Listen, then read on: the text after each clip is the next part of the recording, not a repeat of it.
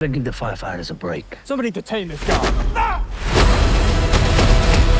Hello and welcome to Good or Bad. There's a new Jason Statham movie out, The Beekeeper, about an ex-badass super-duper agent of death seeking vengeance against a giant network of online scammers. Certainly a worthy cause. But before we begin, don't forget to hit that like and subscribe button to stay updated about more Bee-related movies.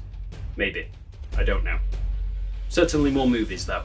Let me start by saying this is a typical Jason Statham action movie. Director David Ayer delivers lots of fighting, shooting and killing, and all that stuff was done very well. I thought the sound design was very good. There was definitely a lot of impact to it during the action sequences, which helps pull you into those already intense scenes. Buddy, I'm counting to 3. 1, 2, 3. There, I did it for you. So what's with the name? Why the Beekeeper? Well, because he keeps bees. Nah, that's because he retired and actually became a beekeeper. What he was before was part of a super secret, above and beyond top level security organisation called the Beekeepers. They have an operative codenamed the Beekeeper, a title that is passed down when one retires or dies. They are the best of the best. Better than the best. Is that possible? I don't know. But if it is, that's what they are. And Statham's character is a former beekeeper, turned literal beekeeper. Now let's talk about the baddies and the plot, which is a revenge story. And this is where I found myself comparing it to John Wick. Specifically the first one. In John Wick, we had a young idiot that thought himself untouchable. Then he pisses off John Wick, and we have an older, wiser person explain to him that John Wick is the boogeyman, the Baba Yaga, and if he wants you dead, you are dead. Nothing can stop that.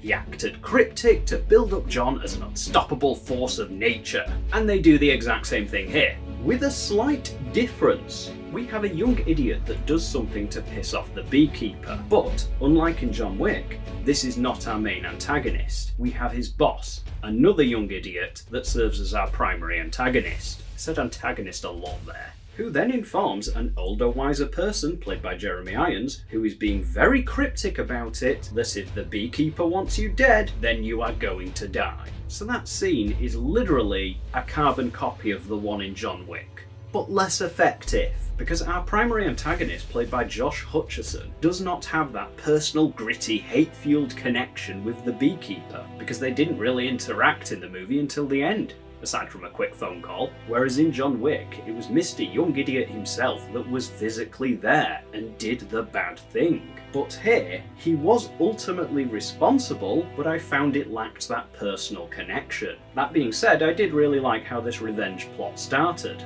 with a phishing scam. Usually it's just a break-in or something more physical. And I know, this is probably nothing new, but for me personally, I've not really seen that before, so it was a breath of fresh air. And then he does the usual vengeance stuff. And there's this staple of every vengeance plot that this movie also hammers in there. There is always a character that is caught between the person looking for vengeance and the bad guy.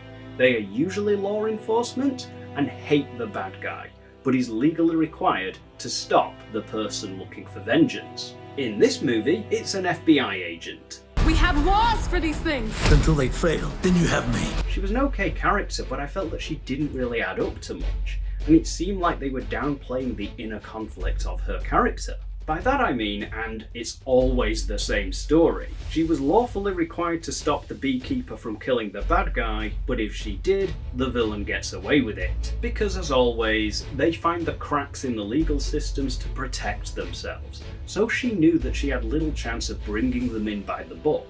I was surprised that they didn't emphasise this inner conflict more, especially considering she was the daughter of the victim of the phishing scam that started it all. Now don't get me wrong, I know it's incredibly cliched, but if all the cliches in this film were nits in your hair, you'd be rubbing your head with sandpaper.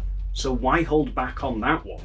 Last thing I will say about this movie before wrapping up is about the person behind the baddie. The mother behind our main antagonist is built up to be a very powerful person, but we're not told why until about halfway into the movie. And once I found out, I was thinking, yeah, okay, this could be really interesting. And I'm not going to spoil who she really was, but what I will say is that it amounted to nothing. So it was a bit of a letdown, really. But she was played by Gemma Redgrave, and she is pretty awesome. To conclude and wrap this up in a nice little bow, I will say that The Beekeeper is a 7 out of 10. A very generic Jason Statham action film, so if you like his usual films, you will probably like this. You've been watching Good or Bad, and I will see you next time.